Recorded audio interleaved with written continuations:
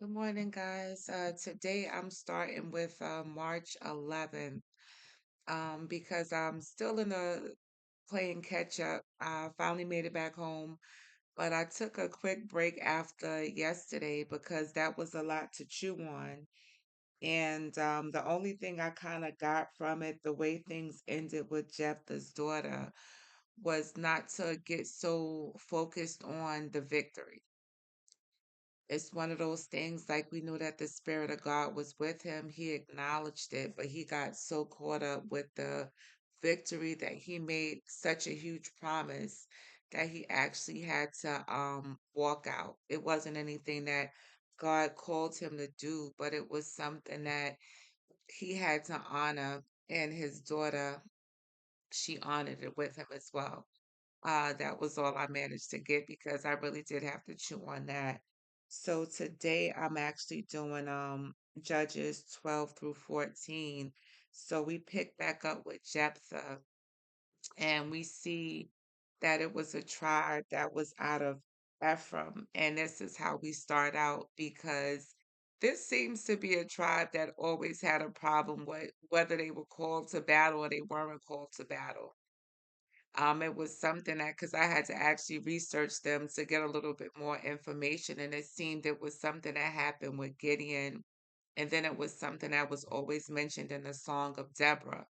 So they actually accused Jephthah, saying that, why didn't you guys come to get us to battle, and that they were going to attack them. And Jephthah was like, I did reach out to you basically, and you guys didn't come and you didn't answer. So, I figured you weren't going to help me.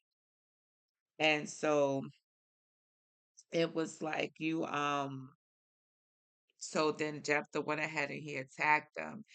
And they all, some people actually managed to escape. But Jephthah actually came up with a test. Anytime any of them would try to go back home, they would ask them to say a certain word, and the word was shibboleth. And they said that if they were from um Ephraim, that they wouldn't be able to say it. So by the time everything was over, it said in all 42,000 Ephraimites were killed at that time.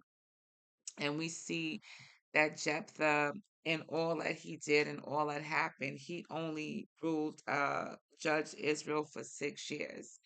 And that's something that tends to become a common thread because it's also showing that the next couple of judges that they mentioned, one was 7 years, then 10 years, and then 8 years.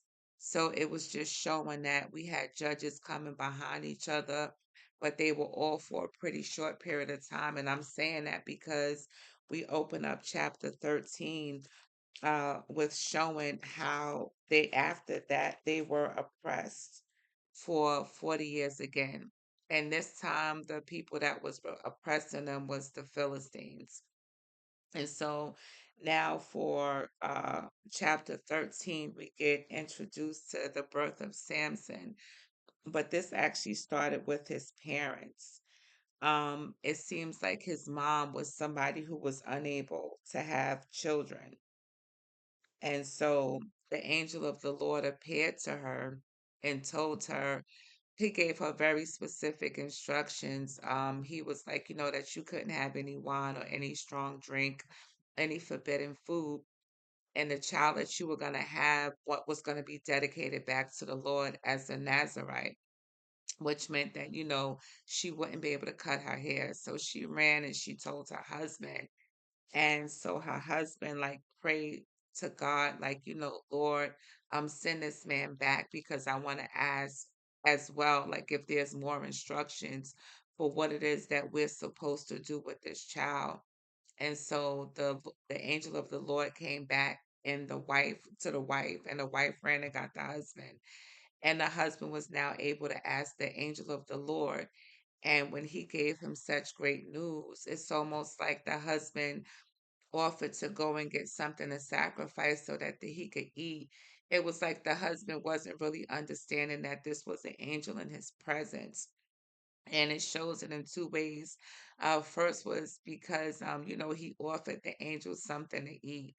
And the angel was like, you can go ahead and you could prepare the sacrifice, but then it would just be considered a burnt offering unto the Lord because it wasn't something that he was going to sit there and partake with them to eat of.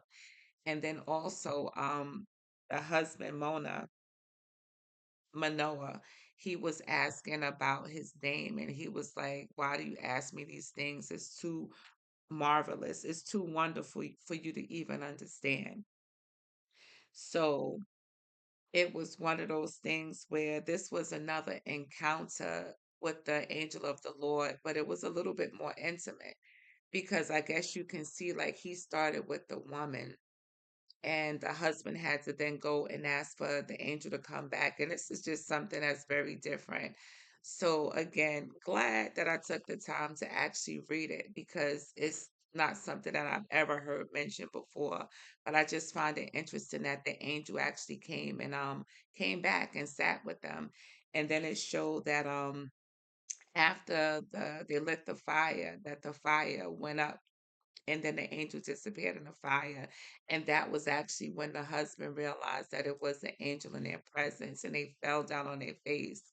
And he was like, "Oh my goodness, we're not going to live." And the wife was like, "Well, basically, if God wanted to kill us, it would have happened." So now they were blessed with the birth of Samson. And so for chapter 13, we have a devotional. And the title of this devotional is called Stirred by the Spirit.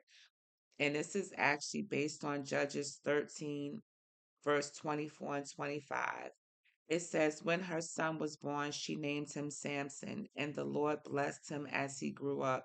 And the Spirit of the Lord began to stir with him while he lived in Manadan. Okay. And the love letter from God says, beloved daughter, I am ready to pour out my blessing on you. I long for you to feel my spirit stirring you up. I want to raise up a faith inside of you that is so strong it cannot be shaken. Just as I called Samson to be strong in faith, I have called you to do the same because you are my child. I don't want you to try to draw your strength from a counterfeit connection.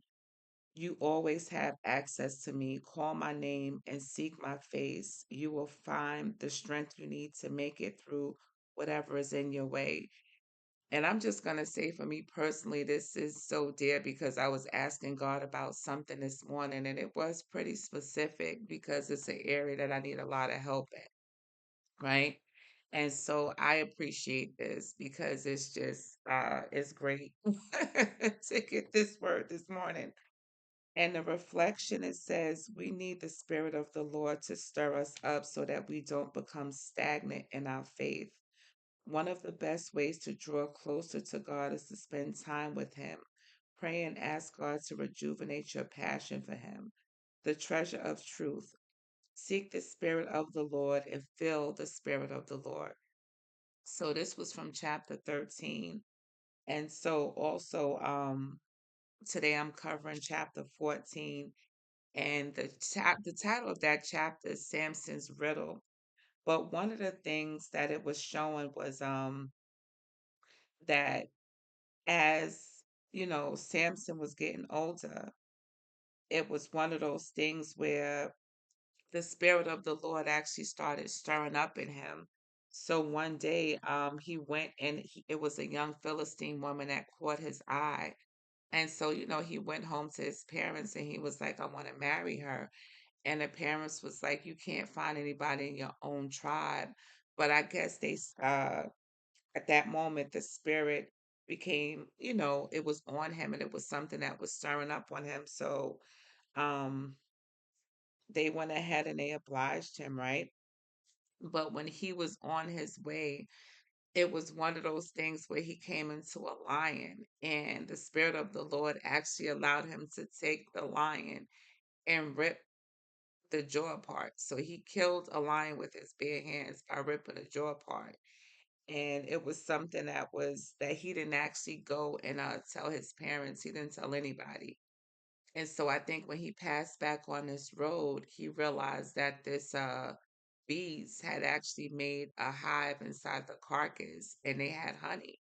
So he ate from that honey. And again, he didn't tell anybody.